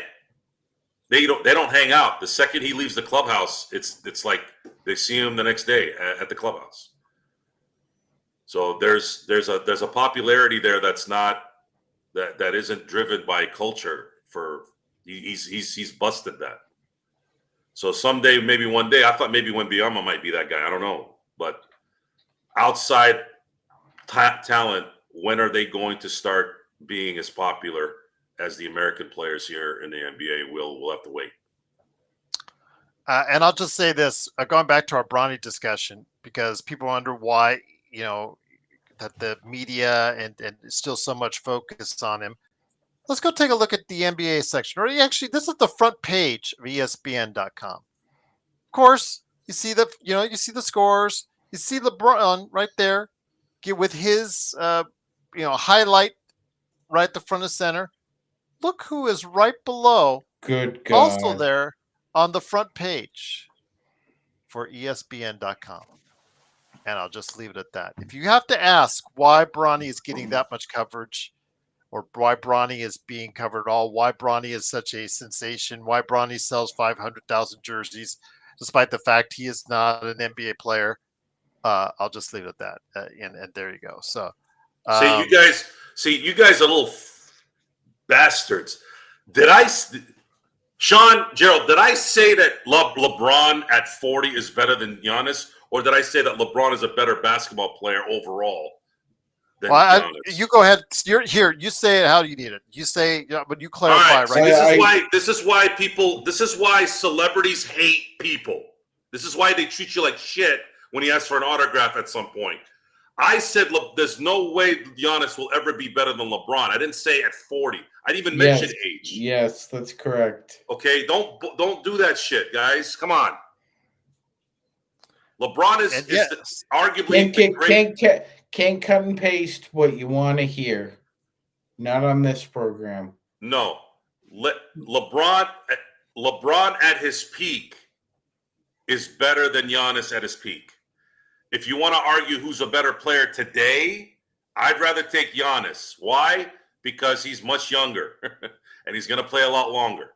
So I guess by that definition, Giannis is better than LeBron right now. Yes, because Giannis can still play defense. He can still be a two-way player. And I really believe if we switched LeBron and Giannis right now, we'd be a better team. So with that, it is, of course, the Lakers fast break. I know they're trolling. That's why I turned the volume up a little bit. Well, again, it's just, Alan, again, I understand why that they're putting Bronny on there. I've been pointing out to you guys all season why they're putting out Bronny on the highlights, that, whatever highlights somebody else does in the NBA, it doesn't matter. They put Bronny up there because it gets clicks. I understand it. I've been informing you, Alan, and informing everyone out there that they are still continuously, like, for instance, tonight, if you go to USA Today or you go to Bleach Report or you go to some of these other places, they're going to have a random article that will say, how many points did Bronny get today? Right there. No doesn't matter, he gets a 0 or he gets 5 like he did today. They have those articles up every time he goes to the game because people go for the clicks. The casual audience that only recognizes LeBron James knows that's his kid. They go right there for that. I understand it's all about the clicks. I understand that's why the $500,000. It all adds up. But I'm just trying to let anyone know out there, Alan, that if you have a problem with Bronny, why he's on the team, it's all about clicks. It's all about dollars and cents. It's all about what he can do off the court rather than on. Because on the court, he is not helping the Los Angeles Lakers anytime soon. Alan says, please put a Bronny picture over today's session. See how many views we can get here. If I could find one, I may just do that. We'll see, Alan. We'll see. But before I go, I don't know. This is going to change. Parade on Figueroa is asking me for my top 5 all time. Sean, you may be able to whip 5 out, your 5 out faster than I can because I'm still thinking on it. Your thoughts, my friend, on your top 5? All time? Yeah, all time. Lakers. No, he said all time, period. He said all time, period. He just said all time. So, because I'm going with Jordan number 1. Yes. I mean, after that, it gets into a gray area. Do you go with LeBron? Do you go Wilt? Do you go what era of basketball do you go after that? Do you go Kobe? Do you go Magic? Do you go? There's so after for me, 1 is crystal clear, Parade. But after that, it just gets into so much of a, okay, is this guy really better than this guy from this era, this guy from this era? Joe, do you have a clear-cut top 5? By position or by just talent in general? Just by Michael, LeBron, Magic, Kareem, and then 5 I go Russell. Okay. Again, some people would have issues with that. I think that's very solid choices. I think that's very good, Magic Man. Joe, did you have thoughts? Because I'm coming up with mine right now. I'm going to go with players that I saw play vividly. Mm-hmm. I didn't see Magic, although I did see Magic, actually. I did see Magic. Bird, I didn't see vividly, even though I picked Bird over LeBron. I got a lot of shit for that. But you have to understand where my brain is. LeBron doesn't have this here with Bird. Bird had something here that I want to go. When they talk about going in the foxhole, I'm taking Bird. And Bird, in my opinion, is LeBron without the athleticism in the 80s. You go look at the stats, guys. It's true. If I had to pick top 5, I'm going to go Kareem, Magic, Bird, Jordan, and Kobe. For me, I'm going to go ahead right now. Again, that's subject to change, but Jordan is the clear number 1 for me. And Parade is saying, do you put Jordan over LBJ mainly because of MJ's undefeated finals?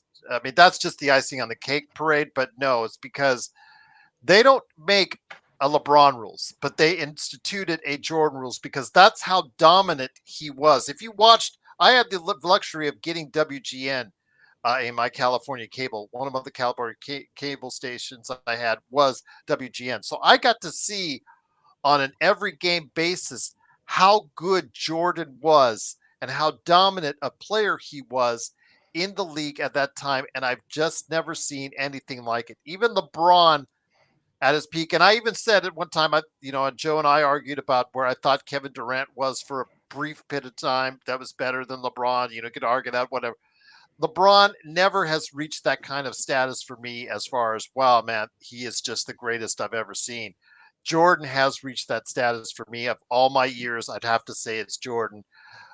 Then you could go Wilt, Magic, Bird, LeBron in any order after that for me. And again, there are other players you put in West. You could put in Duncan. There's tons of players you could put in that mix. Shaq. You could put because Shaq is very close Gerald, to me on this list. You could have a spirited. Kareem. You could have a spirited conversation about who are the top 5 players of the last 25 years. Yeah. You really could. Yeah. I mean, I'm just telling you from my right now. I mean, Kobe, LeBron, Steph, Dwayne Wade, Dirk Nowitzki. Those would be my 5.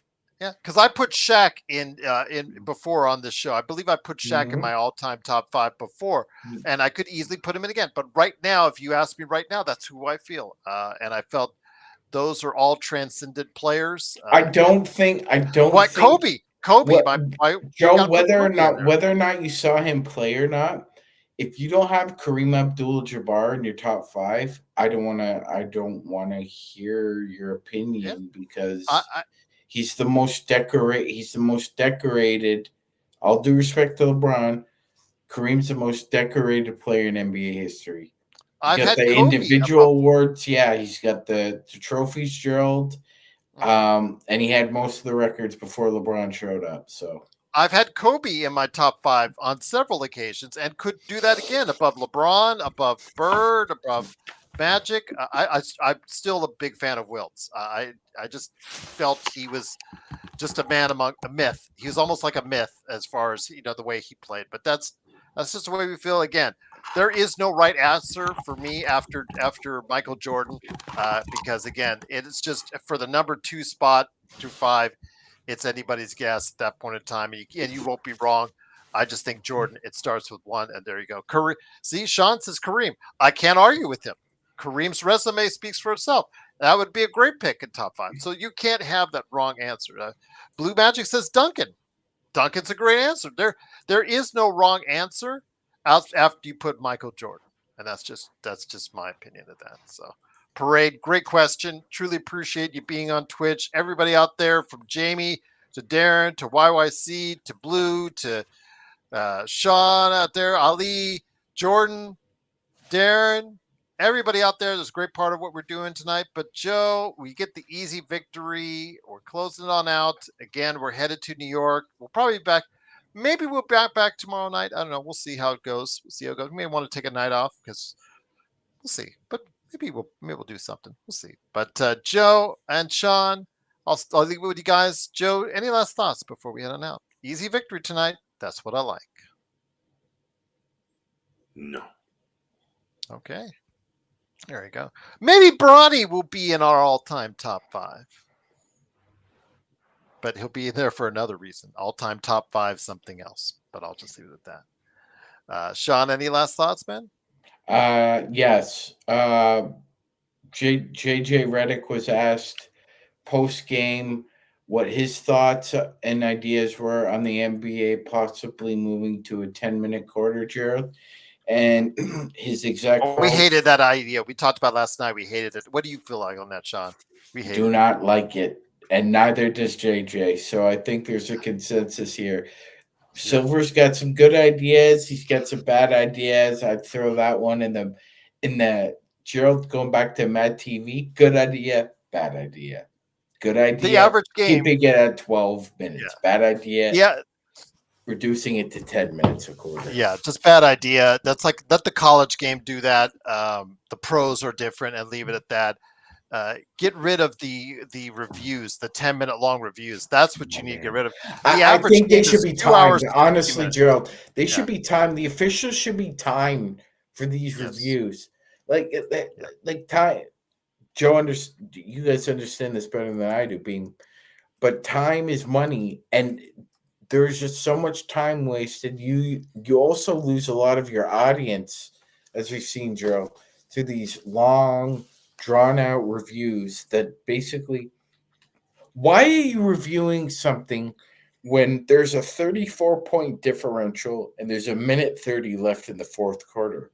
Who the heck cares? And you threw out a kid. Did you really need to throw out Connect tonight? Did you really? Yeah, come on. Yeah, I don't know. It makes no sense. But yeah, 2 hours and 60 he minutes. got his first ejection out of the way, Joe. Yes, he did. I couldn't believe that. I mean, we were all. He got what? He got ejected. What did the kid say? He's so nice. He lived up to his Roadhouse name tonight. That's for sure. Whatever he said. Yeah, man, I couldn't believe it. I'm just like, this is the guy who plays soft as tissue on defense. Although I don't remember Dalton swearing in Roadhouse. Yes. So. And Jordan is laughing at us because I said wrong answer after MJ. He does cuss when he's fighting. He goes, that's right. Okay. Such an asshole. Yeah. It took me a minute to remember that, actually. You're right. He really cursed a lot. He had some great lines, though, man. That Barber College line. I mean, I've said that for 30 years, man. Anytime somebody says something that I know I'm going to piss them off, we're like, there's always Barber College. Of course, 90% of them don't know what the fuck it is, but I know. Yeah.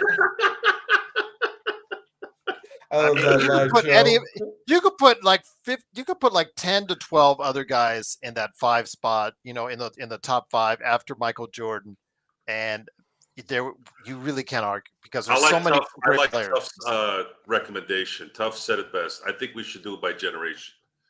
Yeah, I think I agree with that. That might make it easier, but that's another show altogether. Let's go ahead and save that one for another day. That'll be NBA History 101. Yes. There you go. Play the thing. Oh, there you go. Absolutely. Which one am I playing? Hands clapping. There you go. Absolutely.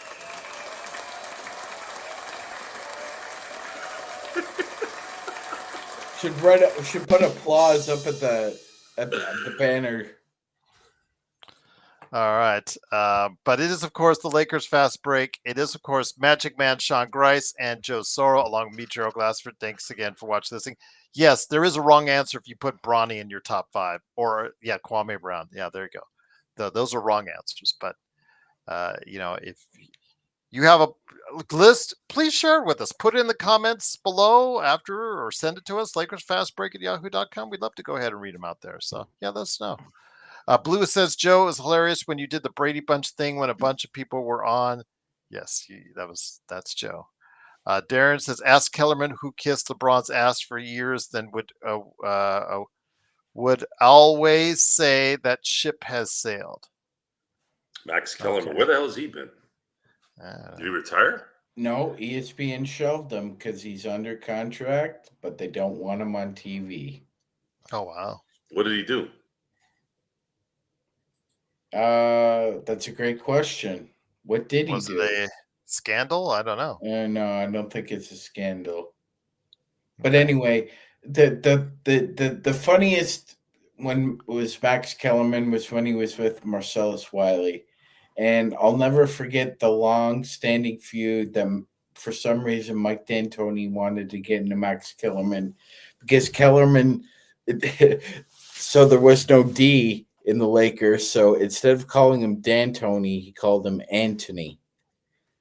I guess Marcellus is saying so instead of calling him Anthony, he just called him Anthony. And we started calling Mike D'Antoni Mike Anthony. I'll just say this. I looked at about 10 days ago, Magic Man, and Marcellus is promising a reunion on ESPN Radio, LA, most likely, for the sports show that they did together as a reunion by 2026. So there you go. Gerald, they were really great together. They really were. It didn't come off as like some gimmicky, we're gonna put the Golick father and son together and see how that's a friggin' disaster. Or putting I don't know, Keyshawn Johnson with whatever hack in LA sports meet like that. Marcellus and Max were really good. And by the way, both Ivy Leaguers. They both, I believe they both went to Columbia, if I'm not mistaken.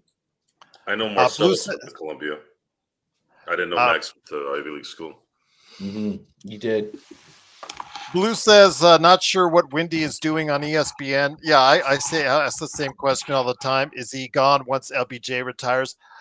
He should be gone anyways. He is ill prepared for his job. He brings really very little to what they're paying for him at ESPN. If you listen to the Hoop Collective, he is constantly giving out wrong information and mistaken. Somebody who's paid that much, is just so ill-prepared on that show. I the other day gave out some incorrect information on some Sony stuff, and I'm going to be able to correct it. So I'm making the effort to correct it, but he just is absolutely. But I'm not paid millions of dollars to go ahead and do the kind of things that he does. And I'll tell you what, again, Windhorse, he's had his run with LeBron, and there you go. But of course, it is the Lakers Fast Break. I truly appreciate you joining us. Guys, been great having you here.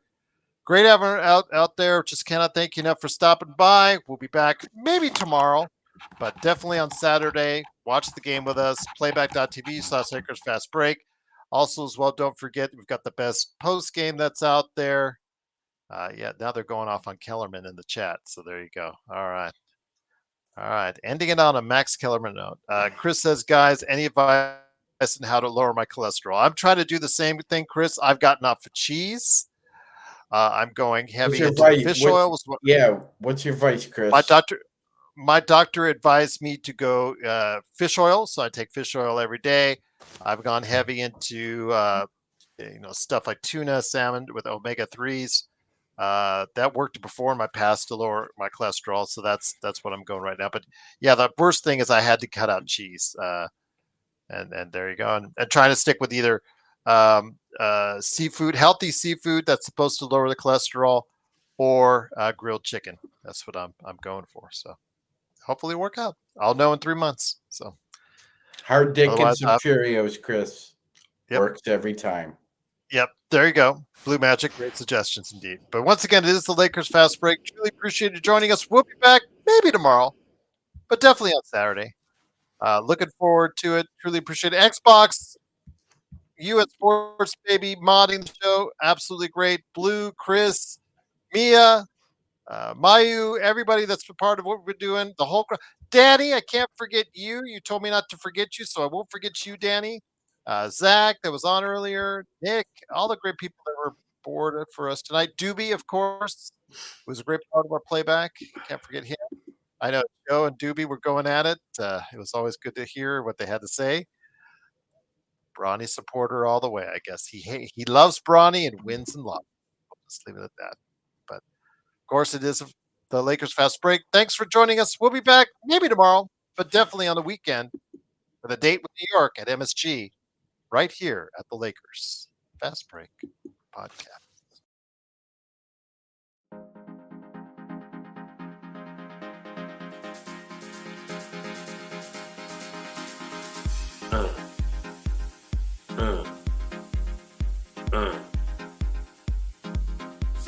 Thank you, Kurt Affair, man. Just providing so much laughter all day long. Yes. Thanks, everyone, for everything that's ever thanked before.